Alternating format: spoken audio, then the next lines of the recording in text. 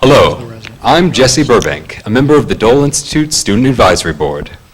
Welcome to the Dole Institute of Politics, and thank you for being with us. The Dole Student Advisory Board is composed of KU students committed to the bipartisan mission of the Dole Institute. Members of the SAB receive opportunities to network with our guests and preference when applying for our internship assistance or for our paid student positions at the Institute. If you are a student and would like to join, please contact us. The Dole Institute would like to hear from you. If you enjoy this afternoon's program, please let us know by contacting us on Facebook, Twitter, or through our website email. Our past and future programs are available to watch on video on our website. We'd like to encourage each of you to consider becoming friends of the Dole Institute. Do so by returning the brochure on your chair at the end of tonight's program. Our friends help keep our programs free and open and support archive research and our student activities. I'd like to remind you to please turn off your cell phones. After the interval, we'll have some time for audience questions and answers. If you have a question, please raise your hand and a student helper will come to you. Please ask only one brief question. Hearing assistance is available, and we will have a loop section at each program designated by a sign. If you have any questions about the loop, or if at any time during the program you have difficulty hearing, please alert one of our staff members or student volunteers here in the hall, and they can assist. And now, please welcome the Director of the Dole Institute, Bill Lacey.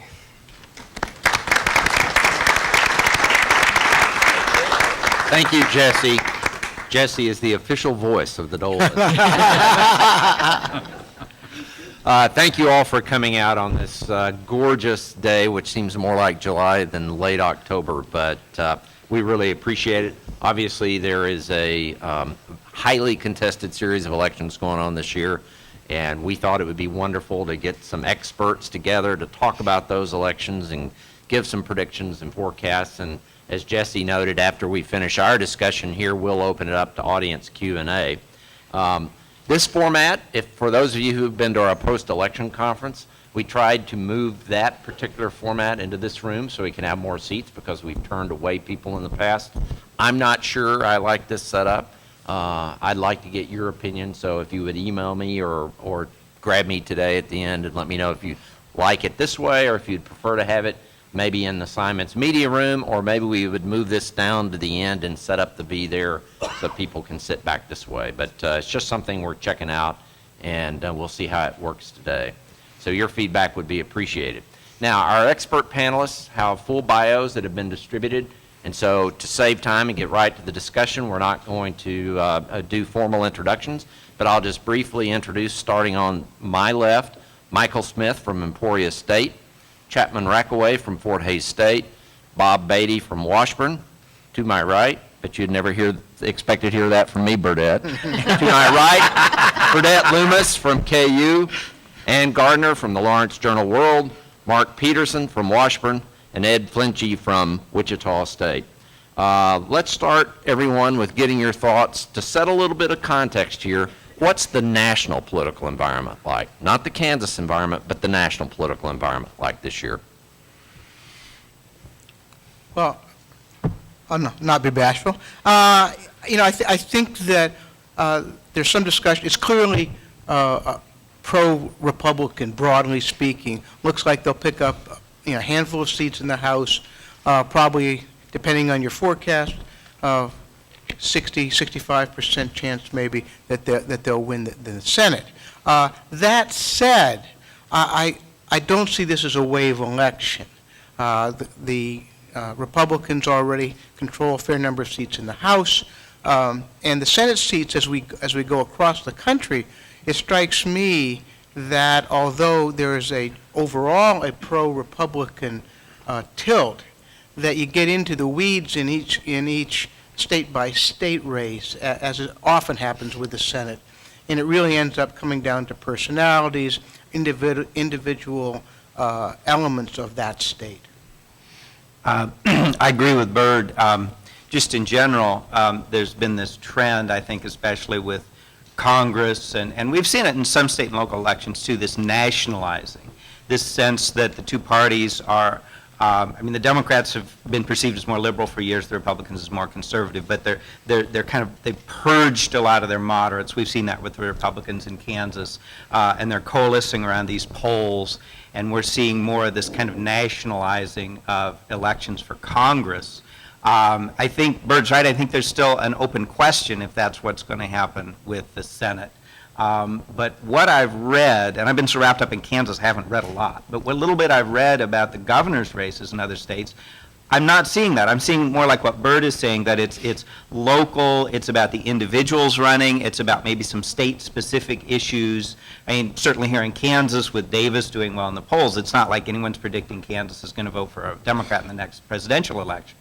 But locally, it seems to be at least a good enough year for Democrats to keep them competitive. And I think we see that in other states too. There's still that idiosyncrasy. There's still voters that may have one set of opinions about national elections or national issues and a different one about local or state ones. And the governorships that were influenced by the red wave election of 2010 are now being on the ballot again.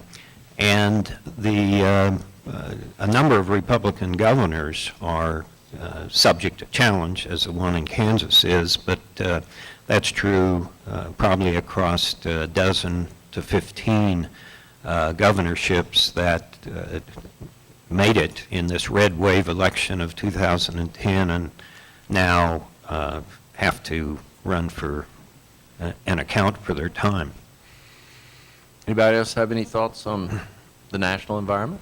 Well, if we look back a little bit, I think there's still a factor that in 2008, President Obama, and this is very natural, maybe oversold what could be done with him as president. And, you know, his themes were hope and change, and then he got to Washington, and when that doesn't happen, then he's seen as a failure by some, and that's an easy narrative.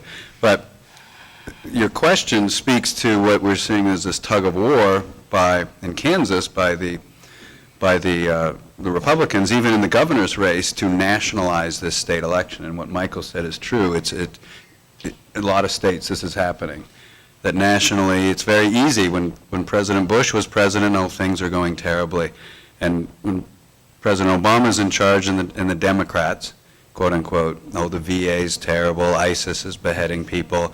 Even many of you watched that Senate debate, and Senator Roberts just sort of almost randomly threw out Ebola, just saying that, Ebola. Things are going bad, so vote for the party that's not the president's party. And that was true to an extent for the Democrats when President Bush was president. So I think the national state tug of war is playing out in front of our eyes vividly, that if the Republicans, just like the Democrats might have when Bush was president, are able to nationalize state elections, like in Kansas, it's going to come out to their benefit. Okay, now, if we've got an environment that nationally is pro-Republican, which seems to be the consensus, and certainly is what I've read in my assessment of it, we're in a highly Republican state.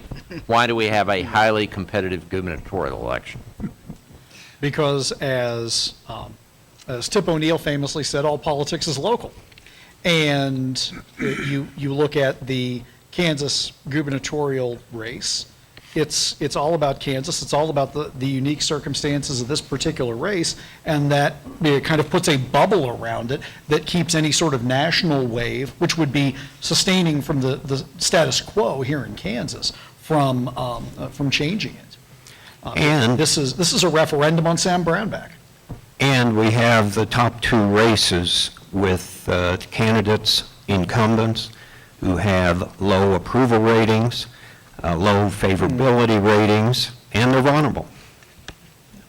And I think also it's easy when we're in our bubble in academia to forget that how non-ideological a lot of voters are. One of the things I think that is really interesting is you had Milton Wolfe running to the right of Pat Roberts, hitting him on this charge that he doesn't live in Kansas. And now you've got Greg Orman, who is to Roberts' left, who is benefiting from that. Now, clearly, if voters were voting ideologically, that makes no sense. but it's just more of a sort of a generic anti-incumbency, we've had enough kind of a mood, I think. I think it's also like a rise of the Kansas moderate, again, a reemergence of Kansas moderates. I think that in my mind, there were a lot of people who weren't really enthusiastic about Brownback 4 years ago, and if there had been a good challenger, if Mark Parkinson had run, for instance, I think that he would have had a very good chance of winning that race. And I think that a lot of people voted for Brownback kind of hoping that he would be more moderate than he seemed, and he has not turned out to be that. And so I think that that's what's driving a lot of the energy to it now.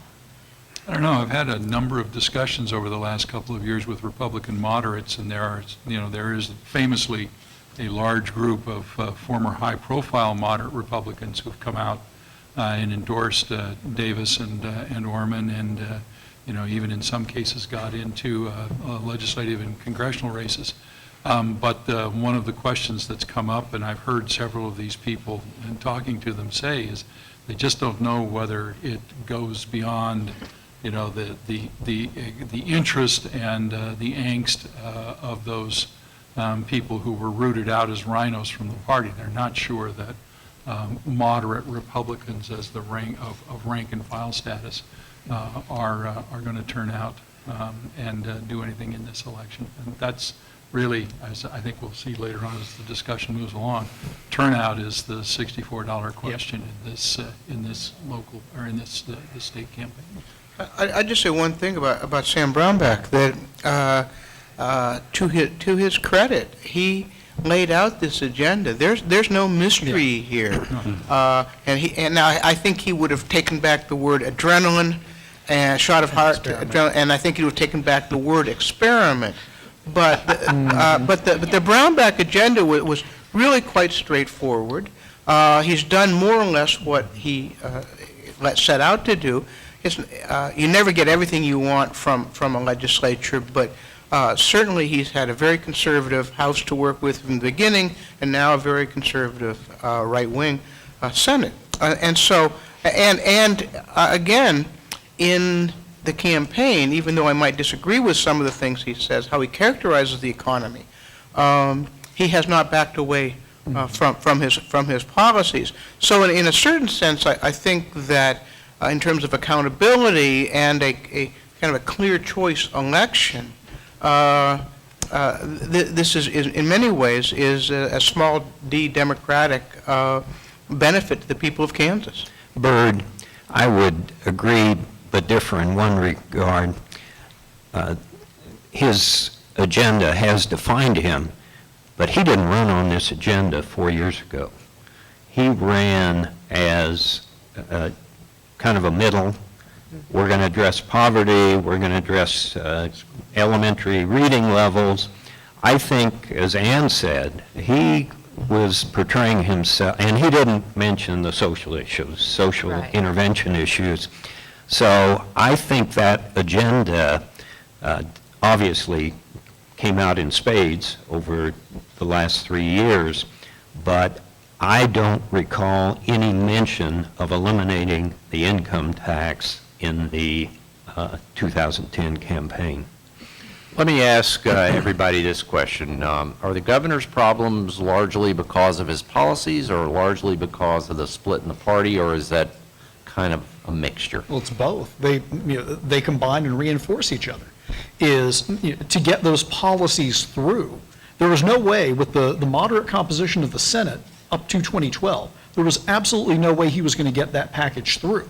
So if he wanted those taxes lowered, he had to make some kind of change to the partisan makeup there. But what that did was that turned the Cold War, the uneasy peace between the moderate and conservative factions of the Republican Party, into a hot shooting war. And that's why you see, I think those what are we at, 96 members of the Kansas Values Institute, or Traditional Republicans for Common Sense, backing Davis. So many of them had their oxes gored during the 2010 and 2012 races. And so, as Mark was pointing out, is this about them bringing a cadre of voters and supporters with them, or is this some revenge politics coming through? But that was driven, if he didn't have this agenda to cut the taxes and so on, then he wouldn't have, kind of opened up this split within the party for all to see. Let me go back to the last question and circle back. Some statistics from 1960 to 2014, 54 years, 28 of those years have featured Democratic governors, 26 Republican. But let's think of it another way. Of those 54 years, how many governors governed, you could say, very, very liberally? Probably zero. How many of those governors governed very, very conservatively? And 50 years, we'll put Brownback aside. Maybe 8, which would be Democrat Robert Docking. Maybe. And if you don't agree with that, then 0. So Governor Brownback is not only a Republican, we've had 26 years of those, but he is, since 1960, as Byrd points out very openly, the most conservative governor Kansas has basically had. Okay. That being said, when Governor Brownback took office, in numerous interviews, he argued, this is how it should be, clean sweep, 2010, vote Republican. We are a center-right state. I heard him say that. And there's a lot of truth to that. But what largely has happened in the last 4 years is the center has been dropped out of that. Okay? What we've seen is a right state, right, R-I-G-H-T. And that, I think a lot of moderates and some unaffiliates voted for him in 2010 thinking, well, I hear him saying it's a center-right state, so we're going to be okay. But to disagree and to get back to the question about how this has happened, keep in mind, Chapman, that before 2012, the moderates went along. Okay? Just for an example, the current Democrat running for Secretary of State against Chris Kobach's administration voted for the laws that he pushed. Yep. She was a moderate Republican at the time, and I don't know what she thought, but she must have thought, well, if we go along, then we can, it'll stop here, or this is as far as it's going to go, or this will buy us political capital to be at the table. And so then they were targeted, and then the moderate Republicans did the line from Casablanca. I'm shocked that Sam Brownback and others are really conservative. And the naivete they're displayed is absolutely phenomenal. If we give them a little bit, they'll give us a little bit.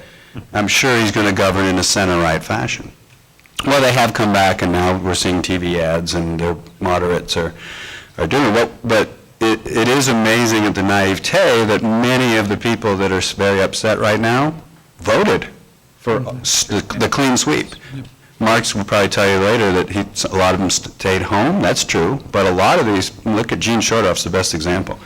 A lot of them went out and voted thinking, oh, he's saying all these things like Ed said. He's saying he's not that interested in a very conservative agenda.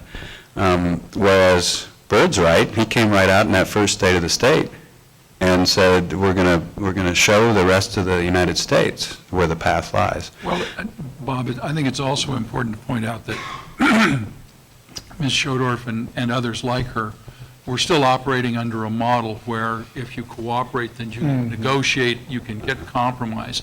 And I think that the right in Republican politics here in Kansas and elsewhere, it holds the power, and they practice IRA politics. It's no surrender. It's our way or the highway,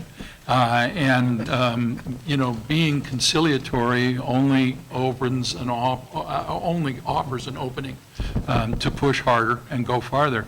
You recall when we interviewed Bill Graves some years ago, one of the points he made was that when asked why he had allowed certain things to happen, he said, you have no idea how much could have happened if I hadn't pushed back. And I frankly, one of the scenarios I've played out in my mind is, let's assume for a moment that Brownback gets through.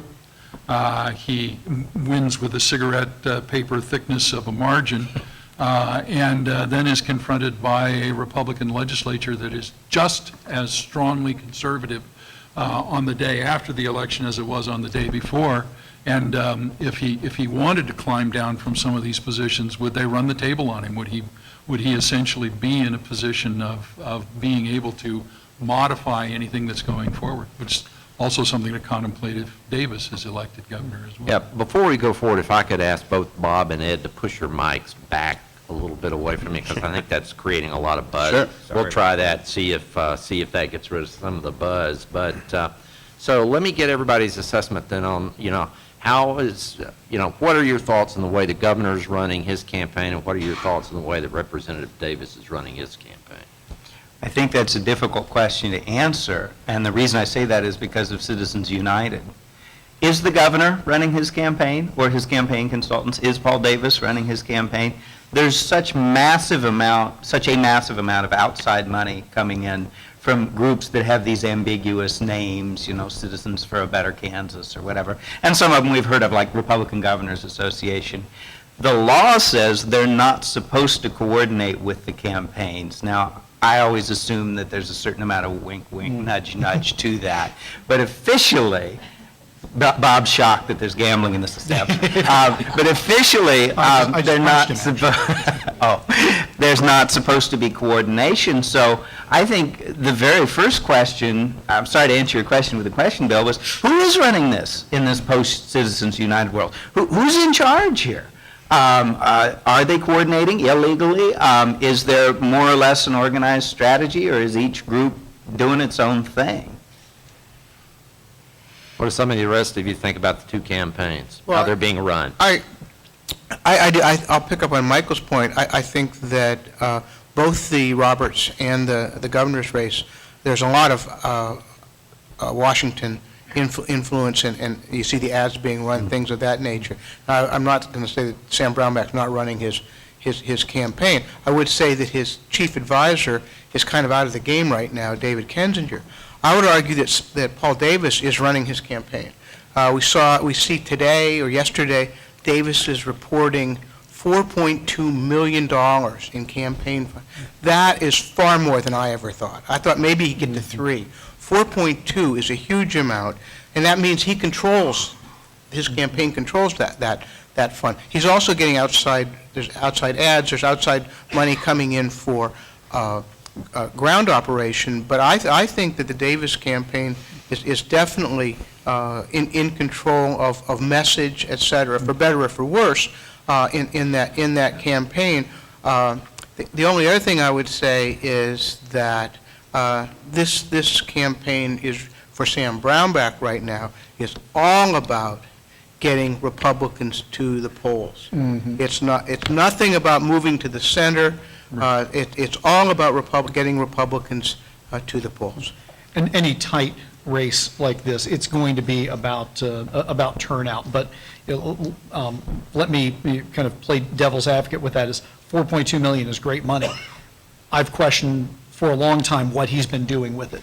And when I look at that Davis campaign, having never defined himself, and you look at these last couple of months, you look at how his negatives have gone up from the low 20s into the 40s. And I think it is because the Davis campaign never established who he was. They were so focused on the Brownback stuff, which was vital, it was imperative, but it's not an exclusive strategy. And we never heard who Paul Davis really was. So when the Brownback campaign was able to bring out the stuff about the strip clubs, about taxes, Obama, when that's the only narrative that you have in a voter's mind, that's what you're going to take away. I think Paul Davis squandered his campaign, squandered significant opportunities to establish himself, fight off any of this stuff earlier on in the cycle, and that's why it's close. We'd be talking about Davis being up at least outside the margin of error polls, I think, had they told his story as well, established his credibility to make these attacks. Chap, you've been on that track for some time,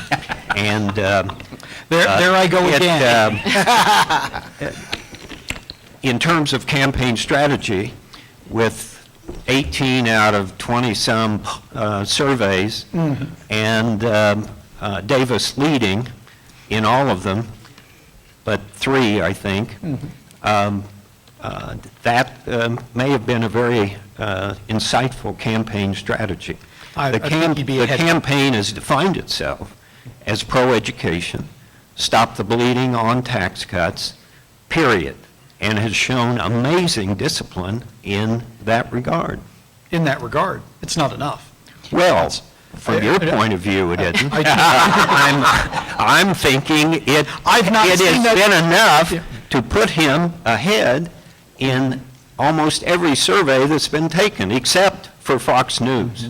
And, and when he started out, he had a much bigger lead. And as the Brownback campaign defined Davis, he ate away at that lead and ate away at that lead. And yes, Davis has led in most polls. You look at that trend line, and they have converged. My point is, Davis could actually have locked this thing down early on. So I don't dispute that, some of what you're saying, but I think we would have had a much different kind of outcome. Let me see if I can play both sides against the middle here. I think part of the elephant in the room, and it is a Republican elephant, it's in the State House, that's not being talked about except by Mark just now, is, okay, let's say Davis wins. What's he going to do? One story that I heard very little about until just recently, months afterwards, is the moderates did pick off a few conservatives in the primaries this time. A few. That said, I don't think they picked off nearly enough, and I don't think the Democrats have enough winnable districts or enough candidates statewide to put together some sort of moderate Democrat coalition. In other words, just as Mark said, let's say Davis wins this thing. He's governing with pretty much the same state legislature. So I wonder if some of the hesitancy isn't that, well, what would Davis do? He'd do a lot of administrative things. He'd veto like crazy, although it's possible they could be overridden. That might be really what's at stake in the State House races is, will there be enough legislators to override a Davis veto or not? Now, that might be a story we haven't heard yet. But 'cause it's gonna be arguably, close. I'd say, Michael, that apropos of Chap's comments, if Davis had articulated a vision, a different approach that didn't have to get into specifics that could be torn apart as you see the sort of liberal policy he wants to put in place, but talked more about bringing sort of comity back to the political discussion in Kansas, and in that process defined himself as somebody who was willing to work for that. It does put the more aggressive and radical elements of the conservative side into a rather bad light once the ball gets rolling. And it might be motivating. And once again, to go back to the key point in all of this, who's going to get out and vote? It is conceivable that moderates will come out and support Davis because they are so adamantly opposed to Brownback. It's equally possible that they could sit on their hands. We've got the polling suggesting, that, and the sort of the temperature of the time, independents are going to do exactly what they've done in the past, which is punch way below their weight. That puts a terrible burden on Democrats who are not folks who turn out in great abundance. And something that would motivate both those, I just can't bring myself to vote for a Democrat, Republicans, and some of the less enthusiastic Democrats, because it all sounds like the same old to me. That would have helped Paul, I think. And I think because of it, he's got a harder race than he might have had. And let's also say something else that countervails that is the fact that the Democrats have something this year that they didn't have before. They've got a database. Republicans built up a very strong voter vault starting in 2010. And so they've been able to identify voters, and that's why if you look at as a percentage of turnout in the last couple of cycles, Republicans have been punching pretty high, 54, 55%. Well, now the Democrats have that same kind of thing. And so where Ed may end up proving me to be the idiot here is if the Democrats are able to identify people better and they can mobilize them, then they can go ahead and they can win, especially in such narrow margins. I think I'm talking over Ann here too. Sorry. Well, I know this is really interesting, but since I'm the news person, I want to kind of take just talk a little bit about the messaging of this campaign and how it has shifted away from candidates not really needing mainstream media to conduct a campaign. And in a way, it really, it has made the campaigns less public in many ways. I think that we get lots of news releases and statements, but not that many opportunities to see candidates, especially in any kind of a candid way. And I just think it's an interesting trend.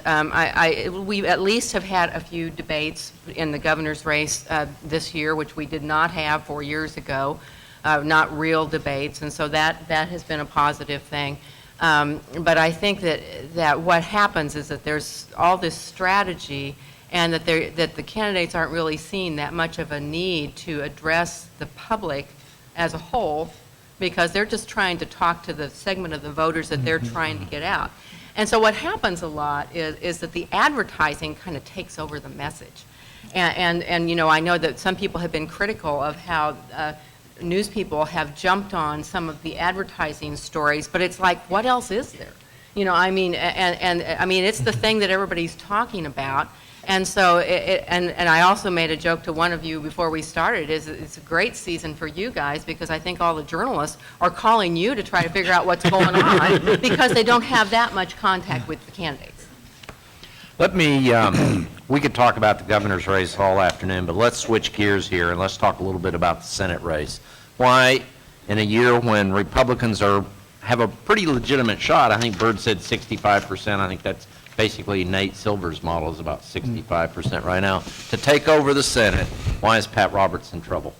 Lazy boy loungers, all greens, an irascible temperament, and a general impression in public settings that he's kind of out of it. But to be Tea Partied and come within a gnat's eyelash of losing your primary after his years of being in Kansas politics is stunning, and I just don't think they found their legs since. I think Pat Roberts put himself in a dilemma. He came out of a centrist tradition of Kansas Republicans, and then started pitching to the right, to the Tea Party. Then he got really beat up by a candidate on the far right, and came out of the primary just kind of hammered, and still lacking definition. Talking about Chap's issue, there's no brand there. I mean, letting national columnists label him furniture, for example, in the Senate, and not being able to respond, and then the campaign is Reid, Obama, Pelosi occasionally. So Because he's kind of in a tough spot here. And I've made this point a few times myself. Roberts is the kind of person whose voting record is pretty consistent with your mainstream Kansan. But at a time, as Michael pointed out, where we have high anti-incumbency, and he's been there for 34 years, I think he's afraid to run on his record, because that's just going to remind people of Wolf's and now Orman's message that 34 years is too long in the game. So the one message that he could have to use, he's got golden handcuffs on. I think it's Sam Brownback.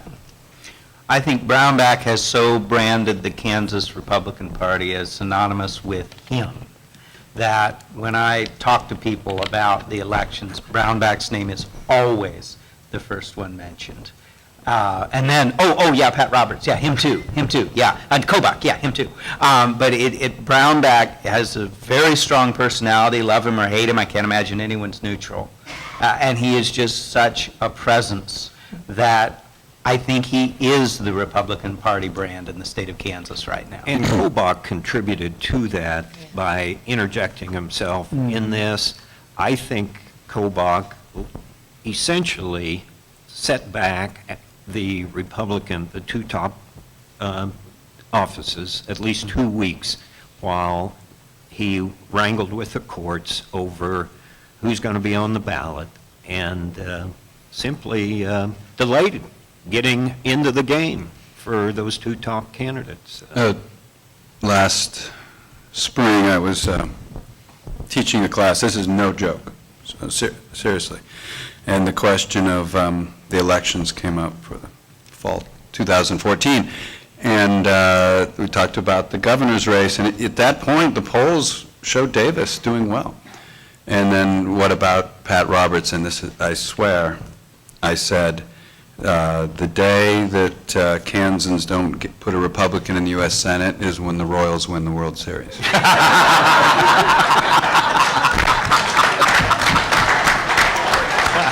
Now, let's be perfectly honest here. You just made a lot of people root for Orman. This is a bizarro universe, not because of Orman Roberts, because the Royals are looking like they're going to win the World Series. You guys look up their rosters from just a few years ago. They're all playing in the Dominican right now. They were absolutely horrendous. But the point is, it's a mindset. The Royals are terrible. They'll always be terrible. They never win. I can't find the site, but I know it happened. I read the newspaper when Milton Wolfe announced, there were several articles about his announcement. Somebody got hold of Roberts, and this is exactly what he said, because it burned in my memory. He said, "I'm not vulnerable." That's what Roberts said. Then he said, "But of course we'll be waging a hard-fought campaign." But Roberts has a tendency to say what's on his mind, and he said, "I'm not vulnerable." The voters of Kansas since 1938 have been telling Republicans, but don't worry, no matter what happens, we will send a Republican to the U.S. Senate. It's impossible to even think. And then it's sort of like signing a ninth inning closer or something, or getting a point, calling that guy up from AAA. Somebody thought, well, if they won't send a Democrat to the Senate, would they send an independent? I don't know. Why don't we try? So it's the perfect storm. Give Greg Orman an insane amount of credit for thinking that, for decide. This is crazy for a Democrat. No Democrat will ever win. It's not going to happen. And then Milton Wolfe happens to be there. So you get all these things coming together. Roberts thought it was insane to think that anyone could come close to him in a primary. Orman said, "I'll give it a try." Orman never could have predicted that Wolfe would run the best TV ad in terms of effectiveness in the last few years, with an actor looking like Pat Roberts sitting in a recliner in the middle of a field. I mean, it's genius ad. Well, and Roberts' own radio gaffe. And then, right, text. Roberts' own gaffe. Yeah. And then here's the thing, okay, people are you're right, calling us from Japan and Sweden and Germany saying, well, how is this possible? And I said, and what I always say is, here's how it's possible, these things, but here's how it's possible. You got a very small number of people in Kansas who are actually going to vote in the Republican primary, just relatively small. The rest of the voting public is Democrats, unaffiliateds, independents, and a bunch of Republicans that aren't going to vote. And yet they're still watching television. They're there. It's summer, but they're watching. They see Roberts and this guy named Wolfe going after each other. Wolfe saying this guy is embarrassing, he's out in Washington. They're watching the TV, they see these ads, and they're sitting there, and then a guy comes up and says, "Aren't you sick of this?" And a lot of them say, "You know what? Yeah. Who is this guy that's what I was thinking."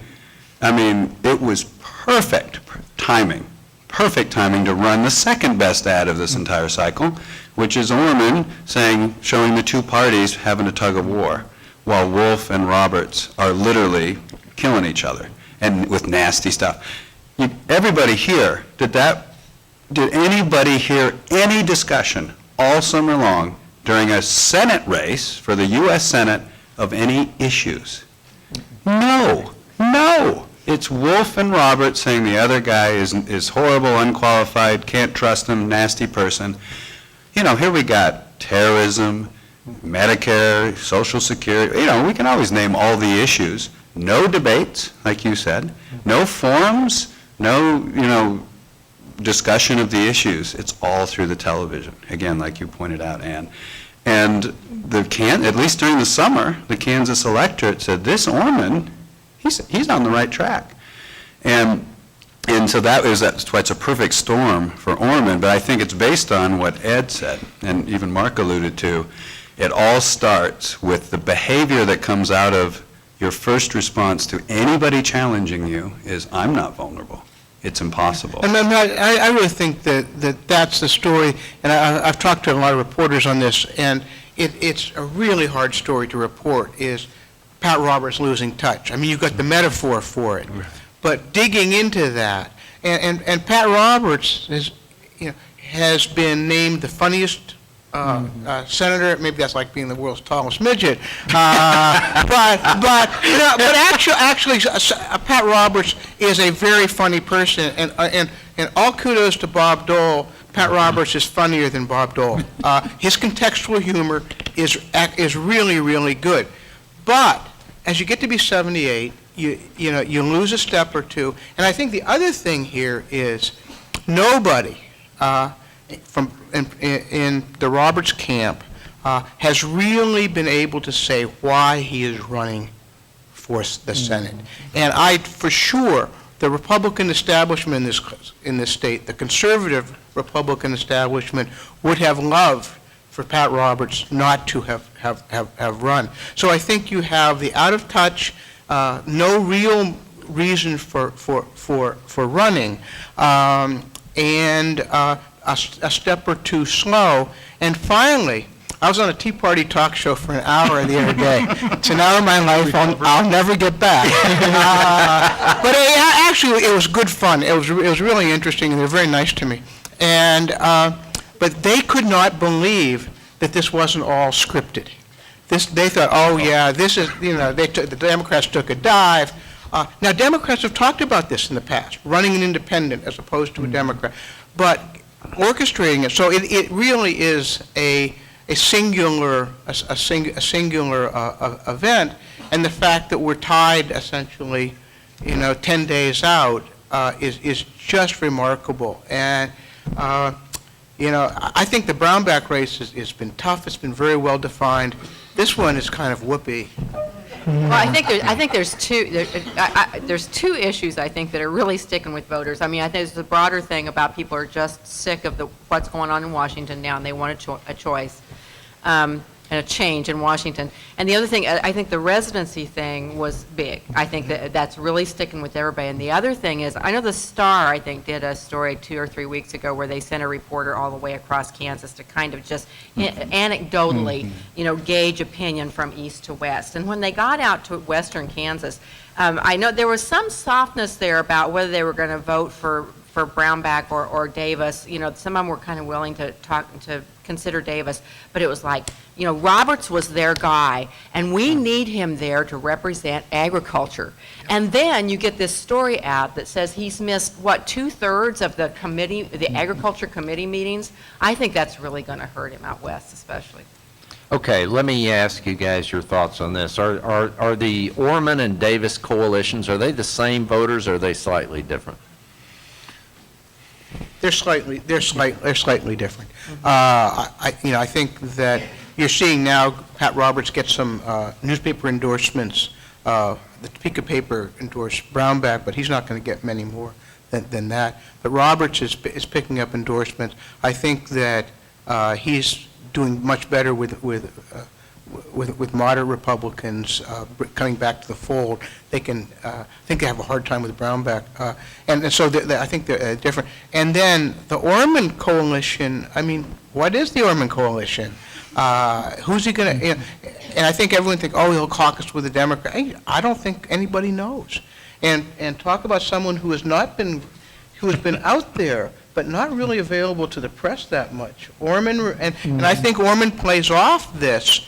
The more to move from Chap's talk about the governor's race, I think Orman, the man of mystery, may be the right thing, because everybody can kind of impute your own values to Orman. The more he defines himself, then independents shake off, moderate Republicans shake off, even some Democrats shake off. And it can work because Roberts isn't particularly well defined himself. Remarkable. And so it's kind of a wash there. If Roberts was well-defined, he'd have some leverage against Isn't it. that amazing you're saying that? 34 years in Congress. Yeah. And you can say Roberts isn't well-defined. Well, and that goes back to what I was saying a little bit ago, though, is that he's been totally silent on his record, which I think is a strategic choice, but maybe it's a bad one. Maybe he should be pushing his record. He should be trying to go against this anti-incumbent grain and say, look what I've done for you over this time. This is why I deserve another term.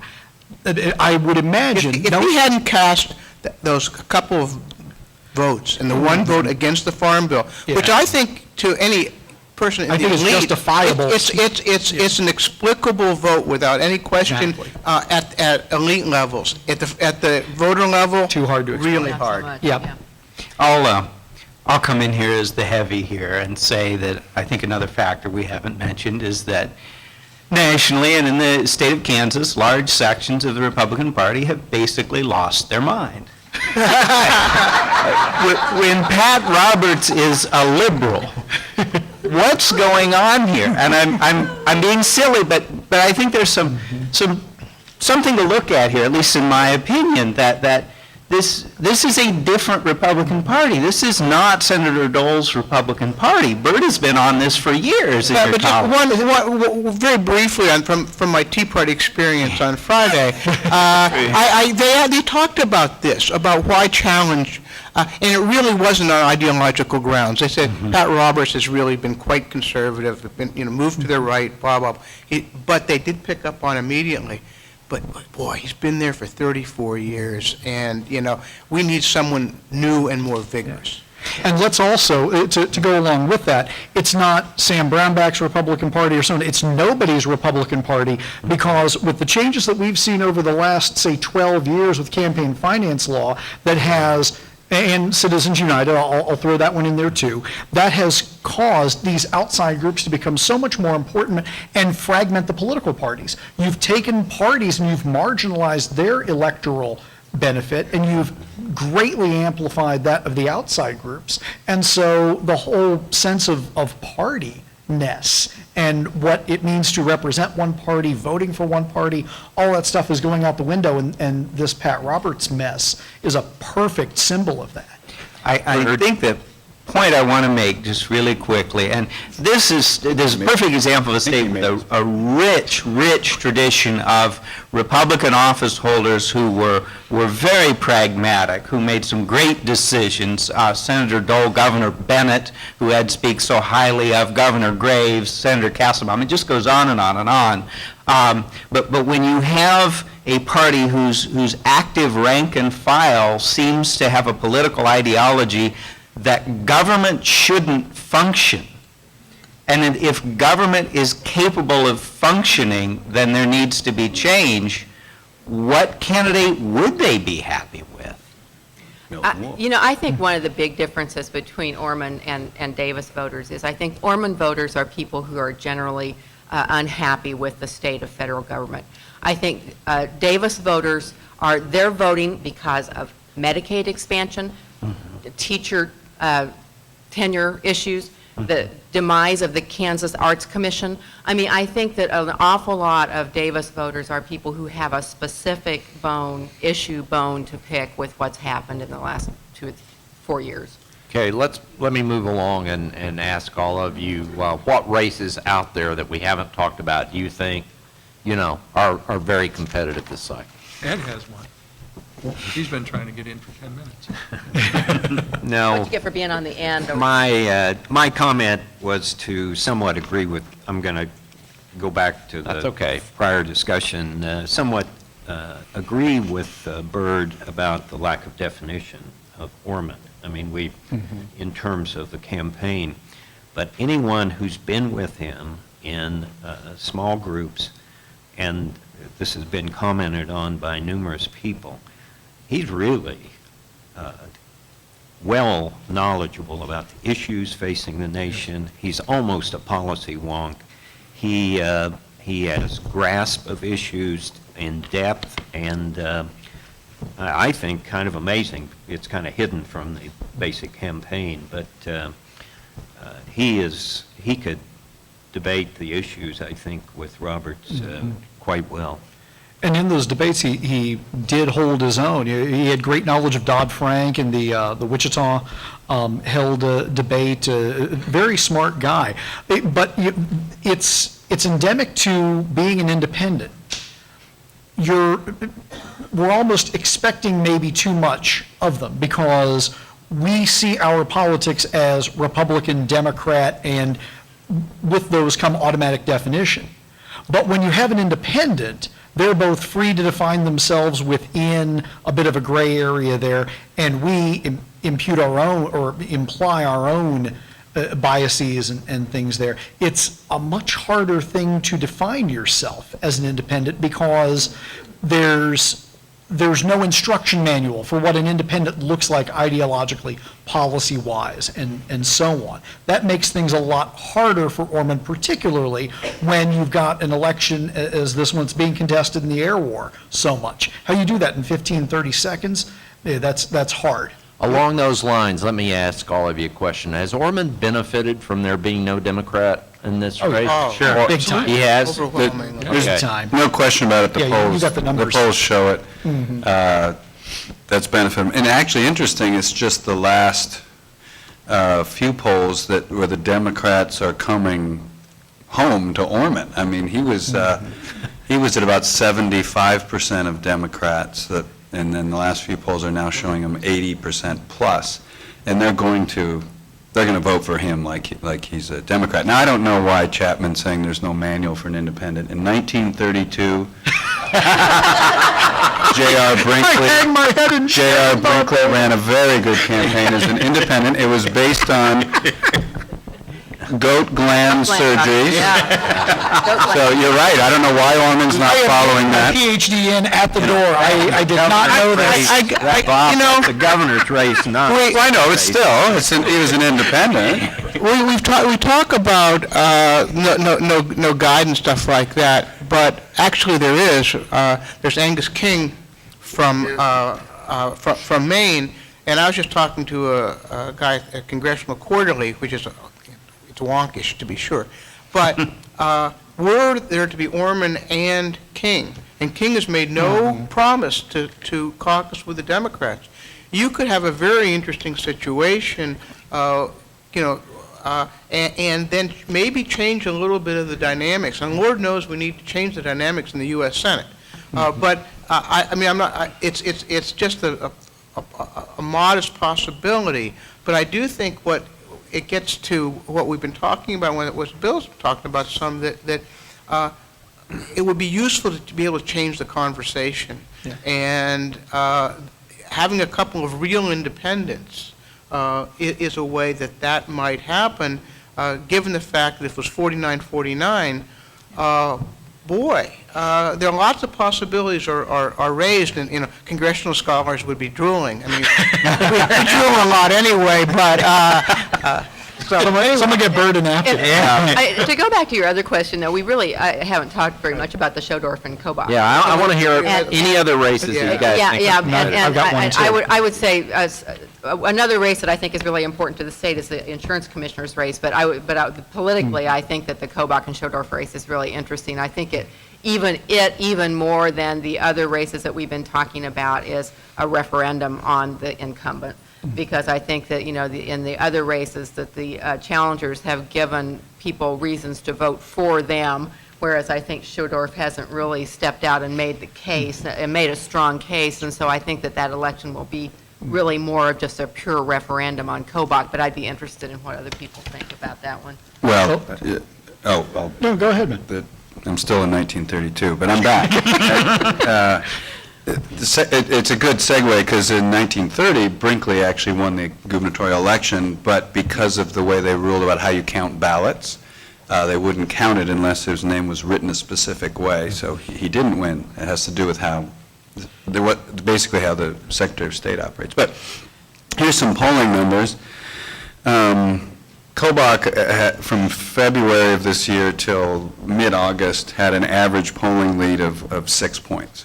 And then from August 20th till mid-September, September 15th, Schodorf had a polling average of +1. That's a huge jump in polling.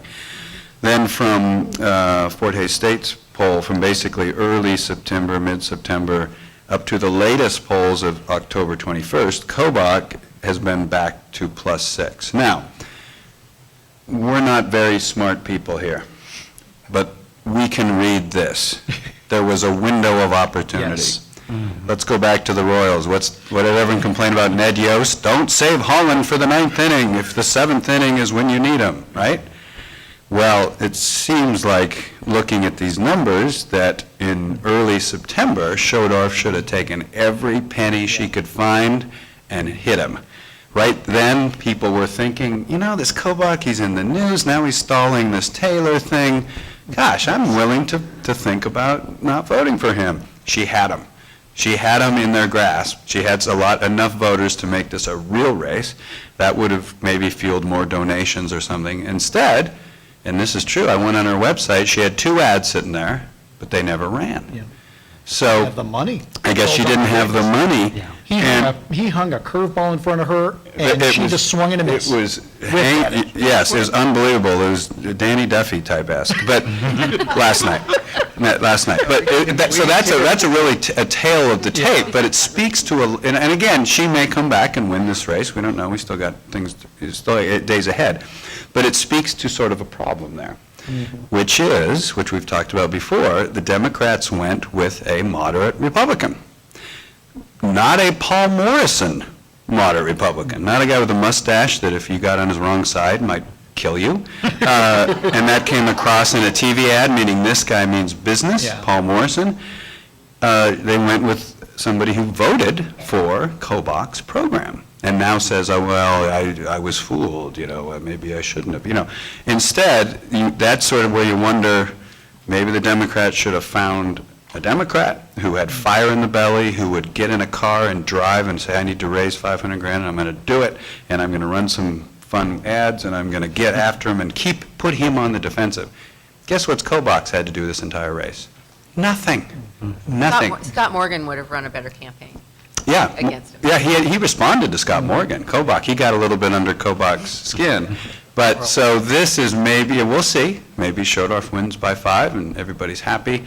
But it looks like, as Chapman's alluding to, a missed opportunity for, in this race, and to your point, that Morgan actually ran Now, and I just make a real quick point here is that if things were so nationalized, as we said, there would have been national money coming in for Schodorf. And I still wonder why somebody didn't write a $500,000 check. But I mean, in the era when we're going to break all records, couldn't they have found a few $100,000 for Schodorf, who might possibly take out a guy who has the potential to be a major national figure here?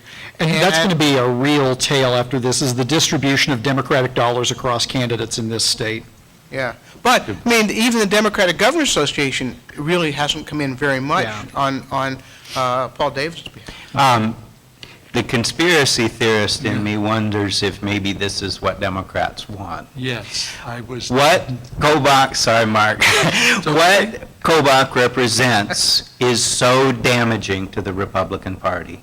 As America becomes more diverse, as the Latino population, which is a population with which in the 90s and 2000s the Republican Party was making major inroads, as they continue to grow, there have been consultants like Karl Rove that have pled with the Republican Party, don't go down this road or you will be a minority party.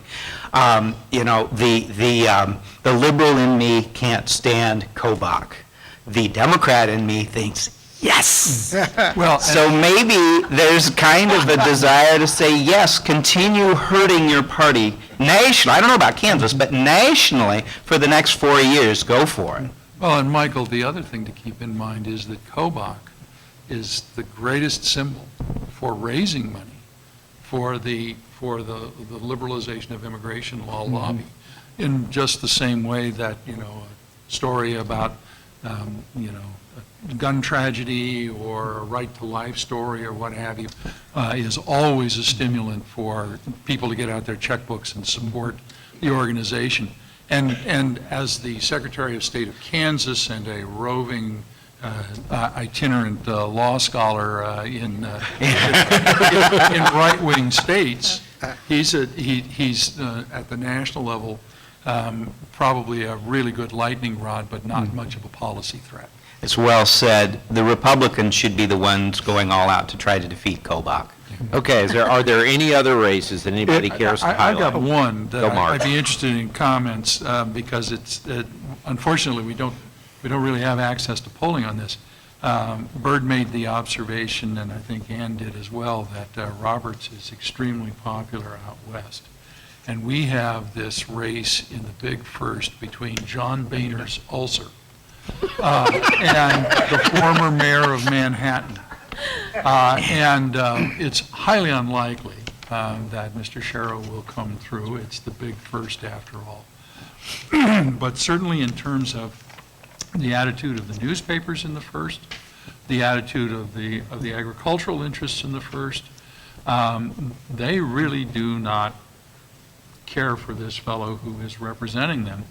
And I'm just wondering, the affection for Pat, he's our guy, he's always been there for us, his service is not long enough. Is there potential for division of the mind on this, and for Huelskamp to actually be at risk in this race? Let me focus on that one. Huelskamp's going to win.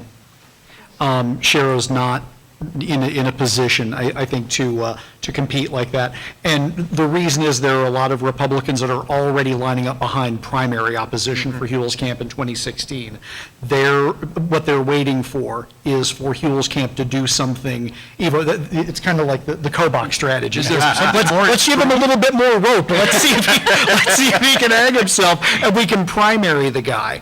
But Sherrow's also struggled to raise money. And so I think that you have to go east, young man. If you're looking for a competitive House race, I think you look at Jenkins Wakefield, because she's been pulling in a lot of money of late, and I'll bet you that if there's internal polling, I'll bet you they're close to the MOE in that one. I would watch Jenkins in the 2nd District on election night.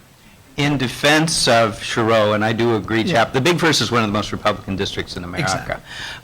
But he is a good candidate, classic example of a good candidate in the wrong district, and he has energized the minority Democrats in such a way that they may turn out, and that may help Davis enormously. I'd make just an addendum there. I think that's also true with Marjorie Wakefield. I think it's true with Kelly Colton.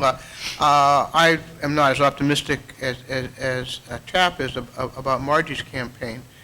I live in this district, but she's run a very good campaign. I think she's short. I think she's still short on money. Kelly Colton did one of the best ads of the cycle. Oh, yeah.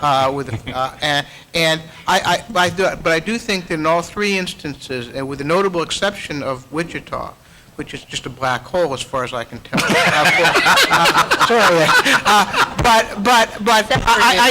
I do think that those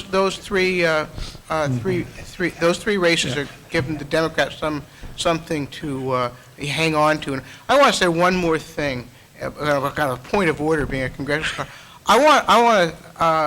I want to note the impact of Dwayne Gosen in the state this year. Amen. Dwayne Gosen was at the Kansas Health Institute, left that, wanted to be able to write, blog, talk to reporters, whatever, give talks, and I think that his interpretation of budget, we really haven't talked about budget numbers here, and budget numbers are extraordinarily important, and I think Dwayne has the legitimacy, given his long service, and he's a sober guy, and he stays close to the numbers, and I really do think that Dwayne Gosen has affected the nature of the governor's race. Now, whether he's determinative in any way, but again, I think that is a useful thing for someone out there to be able to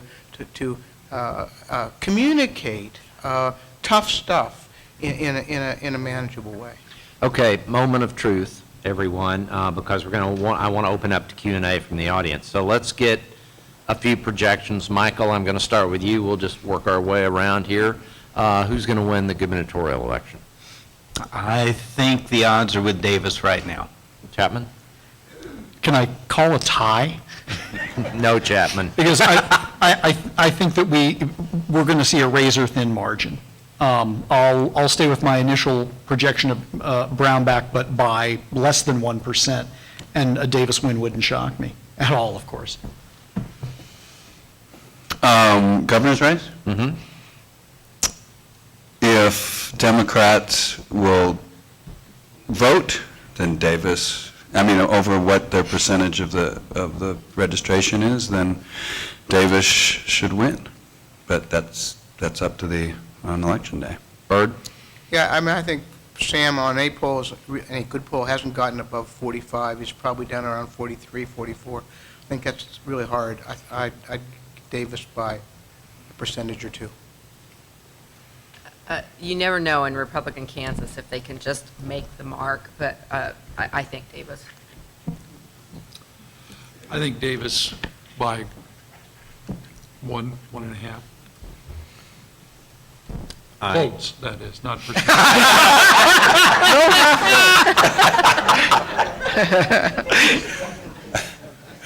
Most of these folks know about Kansas Week, so last Thursday night for showing Sunday morning, I said Davis by 4 to 5 points.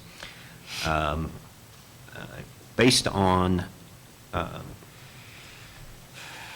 what the polls show, how people feel about Brownback, and based on the two recent polls, I may be timid in that prediction. Chap. Okay. I think we're allowed to hedge, both of us. Let's do the Senate. Michael? Oh, man.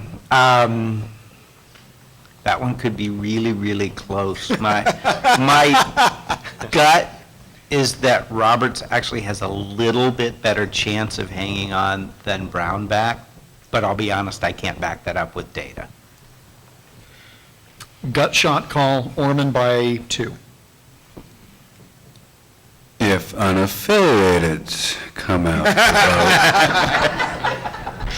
vote, Orman should win. I think Republicans come home by a hair for Pat Roberts. Yeah, I'm with Byrd. I like Orman. I like the fact that he puts out a lot of policy statements. If you read them closely, you might not come away with the impression that he is a liberal. But he's an intelligent, articulate guy, and so my heart is rooting for Orman. I think it's a toss-up. I think it's much closer than Davis, Brownback,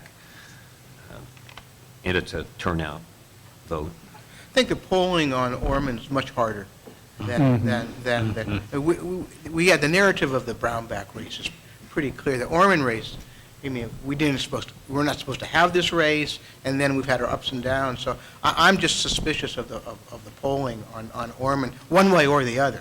It's just iffier. Okay. You're right. Let's open up to questions from the audience. If you have a question, raise your hand. We'll have a student come by with a microphone, and you can ask. Okay, we have one over here. I'm glad Dr. Loomis mentioned budgeting. I have a question. First, a couple of ironies. The Republican legislature in 2012 actually passed Brownback tax cuts before the moderates left the Senate. Mm-hmm. Subsequently, the more conservative legislature in 2013 and 2014 actually increased overall state spending. Given those ironies, what implications do you think those things have for the next two cycles, 16 and 18? Could I jump on that? Mm-hmm. Sure. Yeah, this is an issue that Brownback supporters have brought up repeatedly, and they've got numbers. You've got numbers to back this up.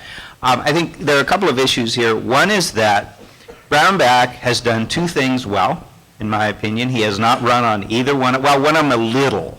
One of them barely mentioned. He's started a real dialogue about the Ogallala Aquifer, which we've needed for years, and made some policy changes like getting rid of use it or lose it. And that's huge.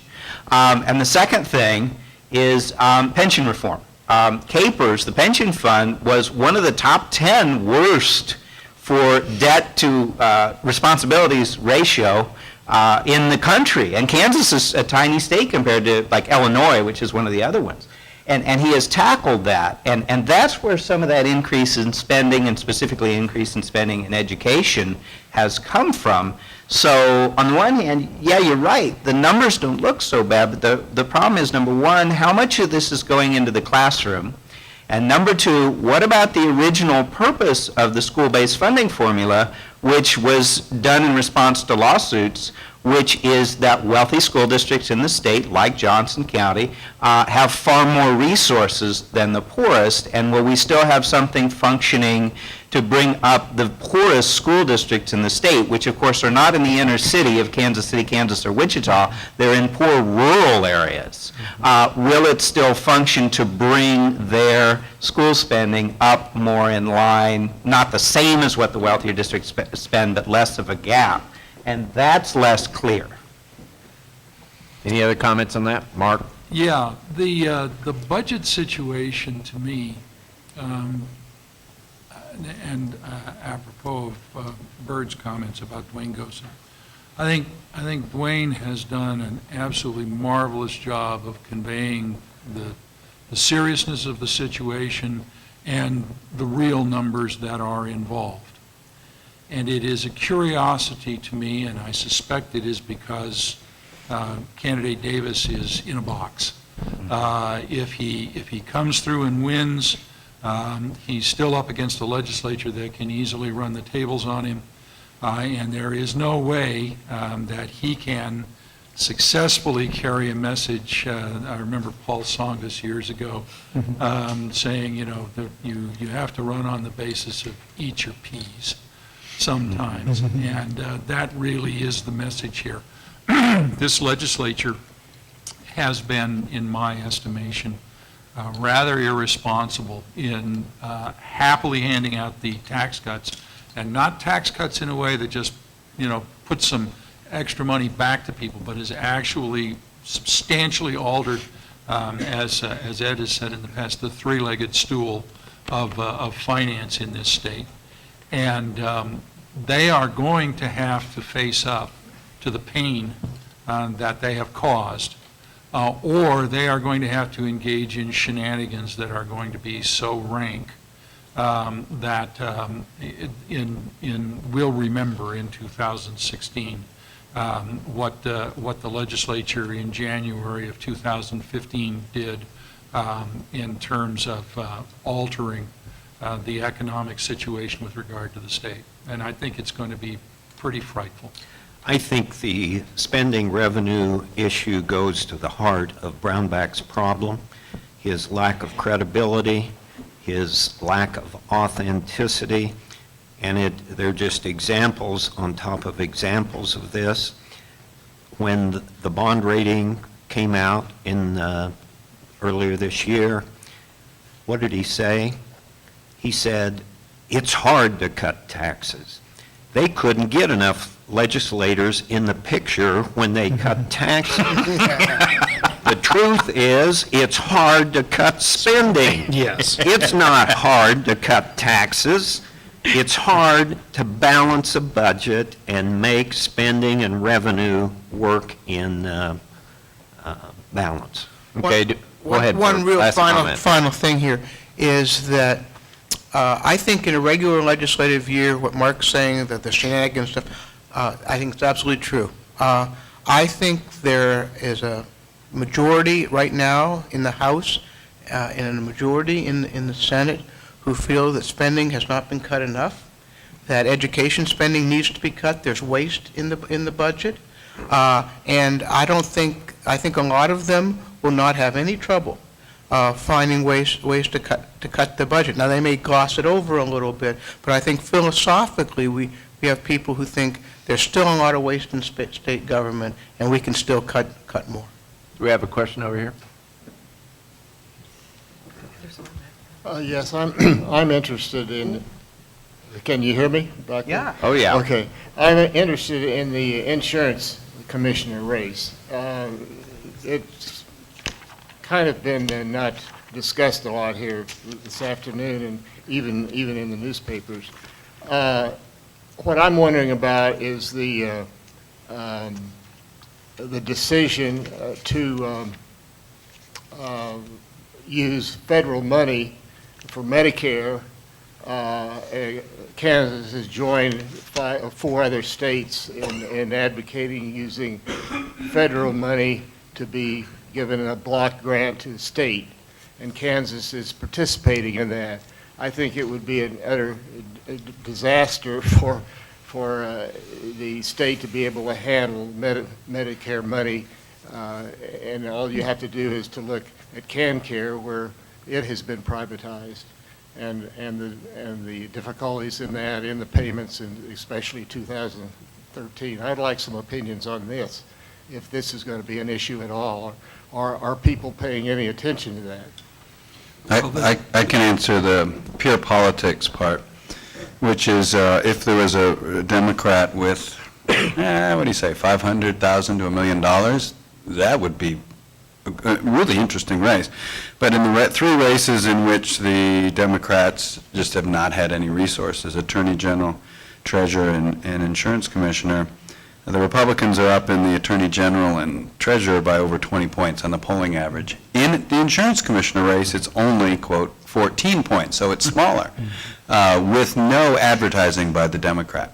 So pure politics, your points are right on. If this was a race in which this was being debated through the public airwaves, forums, debates, it could be a really fascinating race. But to ask Republicans, they're not going to vote party line Democrat. They have to have information and a debate about a race before the moderate Republicans will consider straying from party line, according to this polling.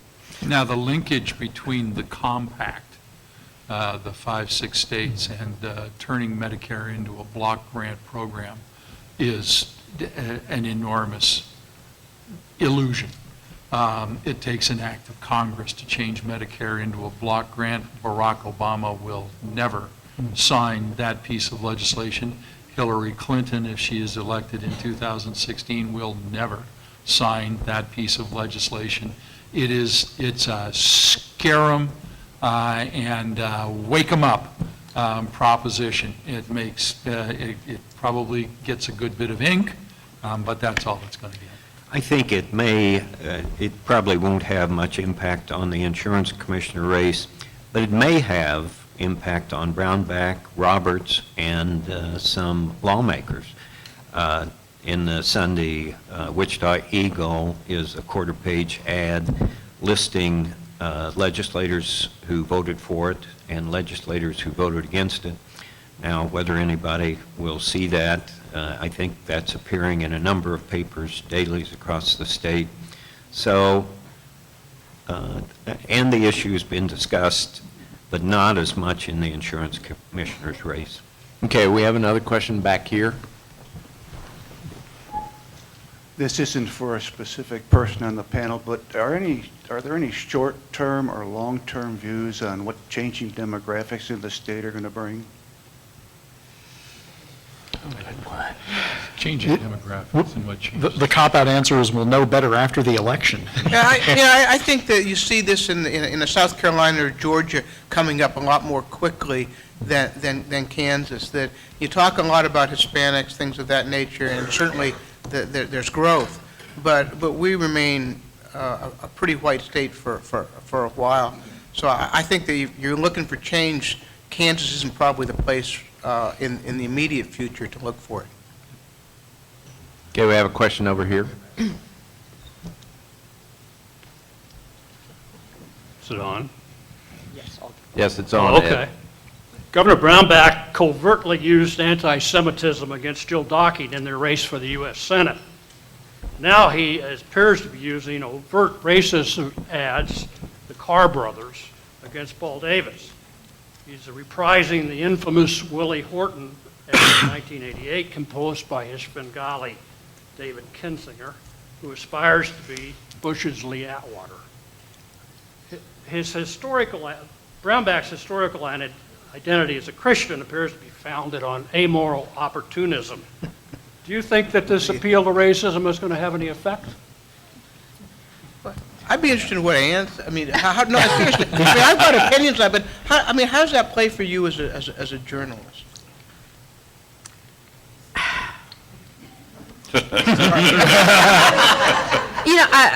I have to admit that, that I didn't see overt racism in the Carr brothers as much as I saw the judicial attack on, attack on the judiciary. I can't, as people have pointed it out, I can see what you're talking about, but I have to admit that my first impression of that was that it really was an attack on the judiciary as opposed to overt racism. Now, that's probably as much as I can contribute on that, but. And can I factor in on that, that when you look at the vote centers in this state, I think it's a reflection that some may look at Wichita as a black hole, but I think it's going to be it might be the vote turning point in this election for governor, as I think how Wichita breaks will determine who wins this thing. Carr brothers still a very important thing in Wichita, and so I think it is an appeal to a region. Ed, tell me if I'm way off there. Well, obviously, the Carr case and convictions are in the minds of a lot of folks in Wichita. Making the connection that the Brownback ads have tried to make is pretty much a stretch. And a very popular Democrat prosecutor who prosecuted those cases has just blasted He's gotten a lot of Brownback in no uncertain terms.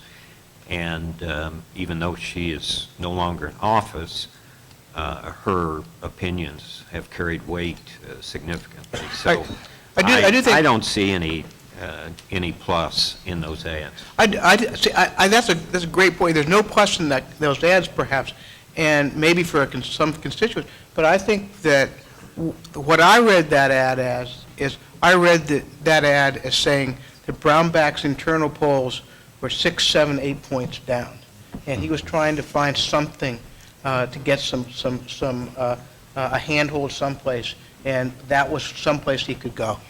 I see a common theme in the last two questions, and I mean, all you have to do is look at census data to realize Kansas is less diverse than the nation as a whole. But the state is changing. I'm amazed by what I'm hearing about what some of the social organizers and community organizers are experiencing out west in towns like Liberal. I met somebody the other day who said, I went to Liberal, Kansas, and I thought I was at the United Nations. The diversity is just amazing, and it isn't just Latino from Mexico and Central America. It's from all over. He said, I met someone who is a devout Muslim who speaks Spanish. In Liberal Kansas. And so the state is changing, but I think we have to remember that it's not changing as fast as some other parts of the country, or at least the other places maybe got a head start would be a better way to put that. But B, we're dealing with populations that have a real voter turnout problem. Even in better established heavily minority communities in Kansas, Exhibit A being Wyandotte County, the voter turnout is horrific, especially in things like primaries and midterms. And so Kansas hasn't changed as much as a Texas or a California or a New Mexico or even a Colorado, but there is change. And this isn't just a white rural and suburban state. But one of the challenges for those of you asking these questions who are wondering, well, when are we going to see that in the state's politics is, well, when are those populations going to start voting? Okay, we need quickly, just in 1996, there's no direct evidence that Brownback was behind the anti-Semitic push polling. Second, 2006, Phil Klein ran ads on Vernon Harris, very similar to this Carr brothers, and it didn't work for Phil Klein. It's clearly a gamble. Bill Graves ran an ad that showed us a stripper or nightclub dancer against Gene Bicknell, and he said, I regret that we ran it because we didn't have to. So it's a gamble when you run an ad like that, like Ed's alluding to. If it works, they'll say, oh, the ad worked, and if it doesn't work, the political consultants will say, we had a bad candidate. I have a question back here. Hi, this question is for the keeper of the polls, it appears, or anybody else who wants to comment, and it has to do with gender politics. We've seen a lot of effort over the last 2 years for women on both sides of the aisle to come together, reroute the roadmap, Women for Kansas, and their agenda has been to defeat Governor Brownback and more recently Pat Roberts. And I'm wondering to what extent, I haven't seen reported in the polls, gender gaps in those two races, and whether you think that could affect the outcome. Right here. If there, to what extent there is a gender gap. Stall, I'll bring him. Thank you. Chap asked me this a few days ago to send him the breakdowns of who votes in the last few elections, and I did send it to him, so go ahead. Okay. Well, what we've seen over the last few cycles is that with the exception of 2010, women in Kansas have represented the majority of voters between 52 and 55%. It broke 54-46 male in 2010, and it was 50-50 in 2012. So the last two elections have shown us a downward trend in women's turnout, and I think that maybe the Women for Kansas organization may be explicitly geared towards trying to bring that number up. Since I already talked about Wichita, I'll talk about the other W that I think breaks the gubernatorial election, and it is women, and how that number comes out, plus the Wichita numbers. I think when we see those numbers, then we'll know who is going to win this thing, Brownback or Davis. But women and Wichita are the two pivot points of this cycle. And to be clear, women right now would be favoring Paul Davis Yes. disproportionately, which is what we find across the country. Absolutely. The women, on average, in the polls are favoring Davis by anywhere from 5 to 10 points above Brownback. In some other states, like Arkansas and Colorado, the gap's even bigger. Some of them are getting up to 20 points. Okay, we have a question over here.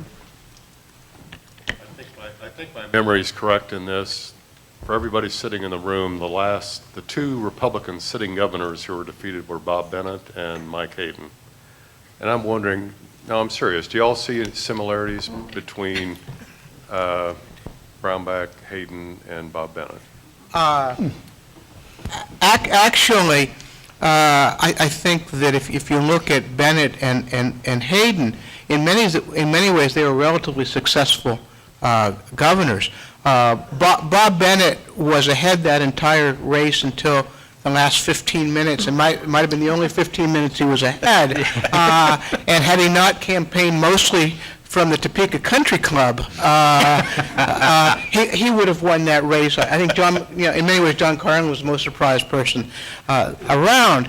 And basically, there was electric rates, as I recall, was the issue. Mike Hayden, you had property taxes, a bigger issue. But honestly, if you look at the Hayden record, it was really quite good. And so I think that objectively, Sam Brownback has bigger policy problems by a factor of a couple than particularly Bennett, but also Hayden. One similarity I've noticed, we'll see if it works out the same way, was when researching Mike Hayden, talking to him, going into the archives, I saw these newspapers with big pictures, protests at the Capitol, and Hayden talked about looking out his window and seeing all these people protesting. And then, of course, we know that starting in essentially May, I believe, the teachers have been protesting. And I immediately thought, wow, I really haven't heard of this or seen of this except for Mike Hayden, where Kansans are coming out and, spending a lot of time driving to locations just to let the governor know they're really not happy. And of course, there was a period where in Lawrence and other places, not just Lawrence, where Governor Brownback had to go outside doors and go through various exits to avoid the protesters. That's very Hayden era-esque in terms of a revolt by groups of people against the sitting governor.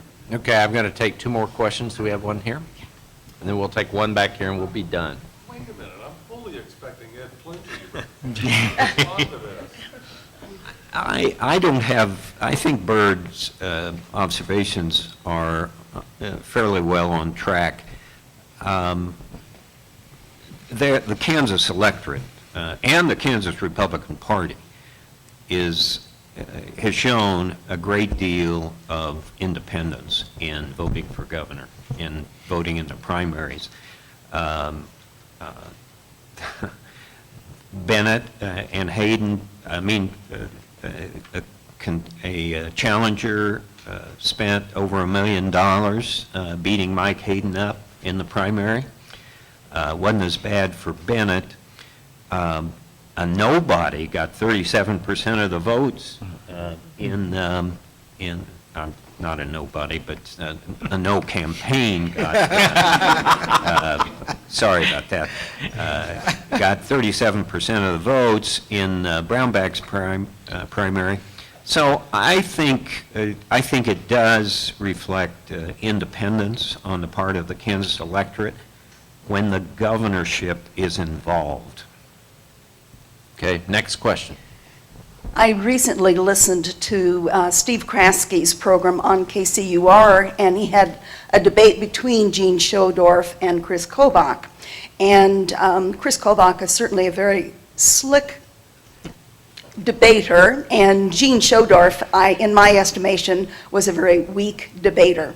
One of the issues, however, that she did stress was that there are 22,000 people in Kansas this year that will not be allowed to vote because they have not met Chris Kobach and the legislature's criteria. And I'm wondering what impact that might have on this particular close election. I think that Chapman and I can speak to this. Yes. We just completed some research on the impact of what are called in the biz proof of citizenship laws, which is what Kobach champions along with photo ID. The short answer is the premise of your question is correct. We are seeing turnout drops in places, even when you hold other variables constant, like how competitive the election was and all this stuff. Hold that constant, we are seeing turnout drops. They tend to be higher in poor counties.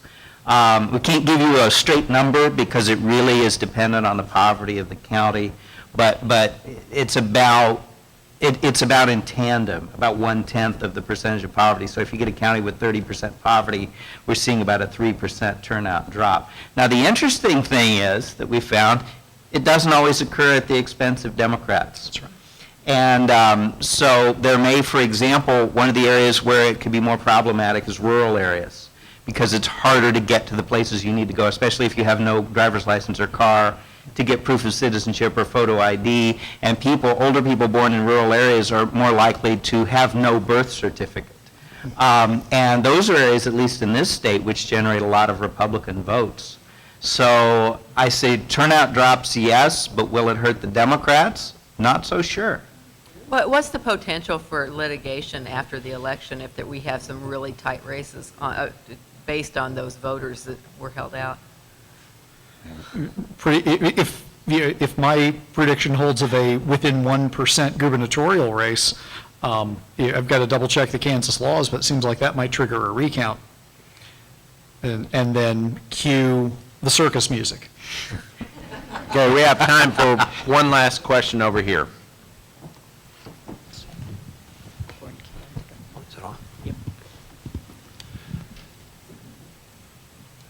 I'm a pastor. I'm a devout patriot. And I think what's at stake in this election is whether or not we can rebuild the middle of our politics, whether we can get over the extreme partisanship that developed, as near as I can feel it and know it, in 1984. And we cannot see anything being accomplished if we do not rebuild the middle and compromise and get after it. Does the panelist agree with me? And would you also agree, wouldn't it be magnificent and pleasing to no end if Kansas were to demonstrate that? Yeah. I would. Sir, would you consider running for Secretary of State?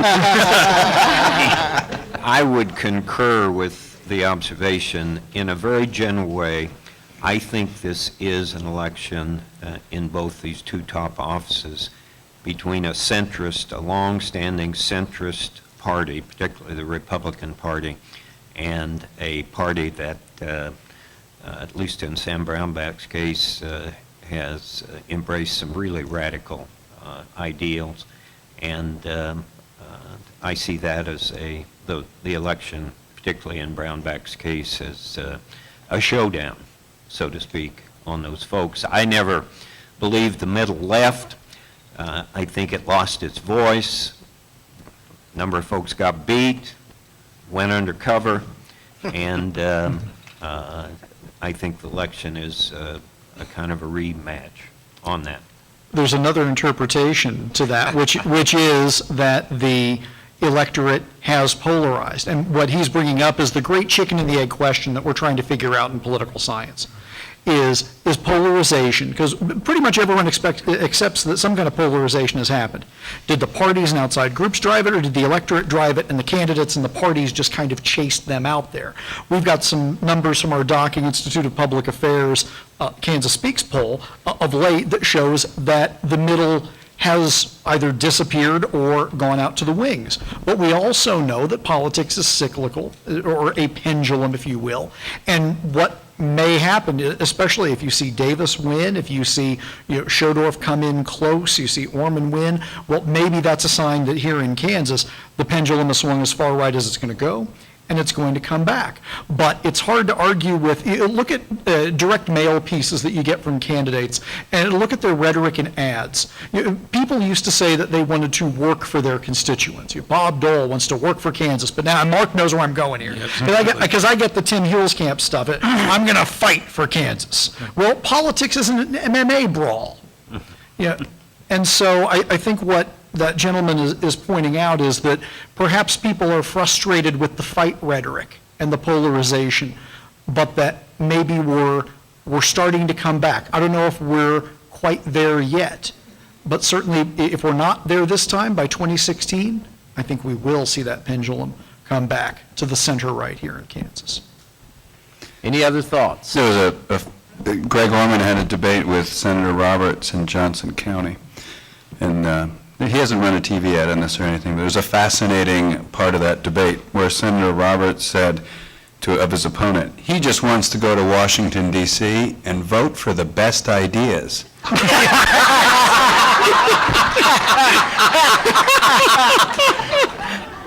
How crazy is that? I'm paraphrasing, but he said this in the debate. And so to the pastor's comments, really, this election is about, is it possible to just go and get together and discuss ideas that could work, or is this partisanship will continue for a few more years? Does anybody have an answer? All right. On that note, thank you so much. Everybody, let's thank our panelists for a great discussion this afternoon.